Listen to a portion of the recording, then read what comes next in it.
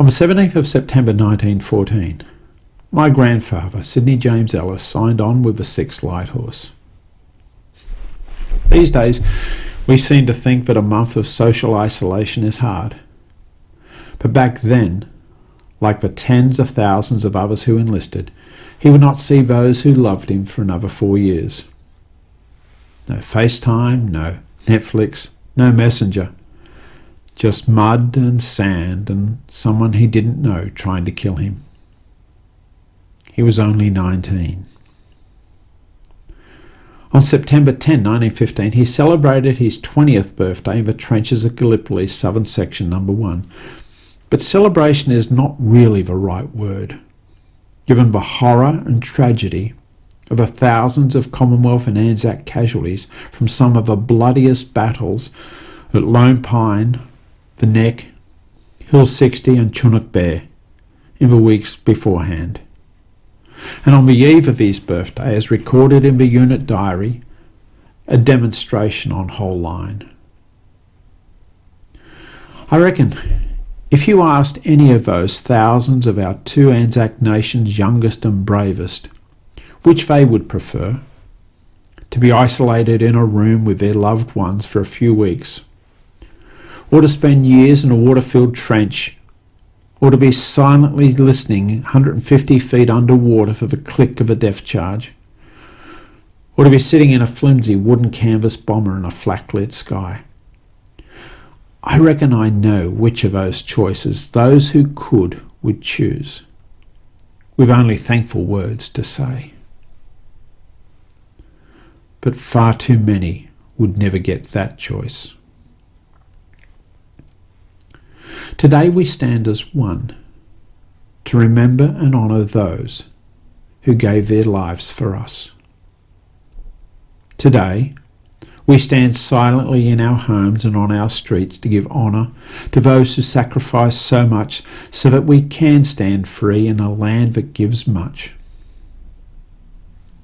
Today we unite to honour and give thanks to those whose loved ones served and sacrificed themselves in so many ways, to honour and give thanks to those who waited on and who supported the sick, the maimed, the fragile, the courageous, and the brave. And to give honour to those who give succour still to the ones in whose mind lives on the darkest of battles still being fought. We gather today to say 5 simple words to anyone who has donned the uniforms of this great and grateful nation. Thank you for your service. So many of our finest youth over the years, in far too many conflicts, have left our shores to do the bidding of old men in foreign fields. They were, and still are, a youth that defines no one person, no one race, no one sex, no one faith, and no one type.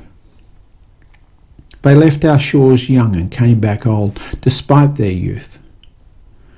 They left our shores young, and now they sleep the eternal sleep in places called Lone Pine, the Neck, Quinns Post, Villers Britonneur, Tobruk, Kokoda, Mariang Sun, Long Tan, Sharwally Cot, and many, many more places, both known and unknown. They stood firm for our freedom. They stood firm for our right to gather in peace in our places of remembrance. They stood firm so that our voices could speak freely, and for the right of free people to share views different to another's without the fear of punishment. They stood firm so that our children and our children's children can live lives free of bondage and of fear. They stood firm with the one on their left. They stood firm with the one on their right. They stood firm.